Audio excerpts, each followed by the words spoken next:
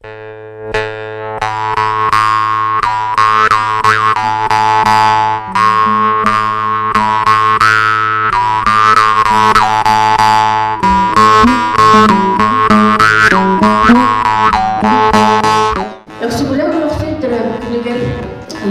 tereheli teriyağın diyen eyete eti iflere bilgi direktörler para tahtağa ayanlarımı bu manlık tereheli sağlamı.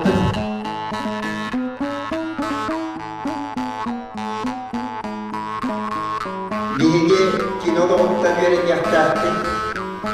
İndiki köleneler ehli yapcanlar. Urku kölenetten tuzkalar taktılar. Kiniler olukturuluk bütün icahiller dediler. Tırların daim tükenmekte ince varar dediler.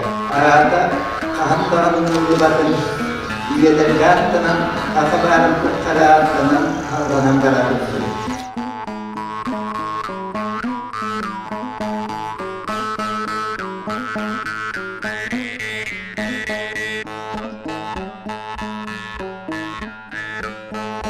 Алексей Алексеевич Плаховский просто нельзя не кормить. Он совершенно феноменальный человек. И мне кажется, что каждый уважающий себя игрок должен стремиться быть таким, как он.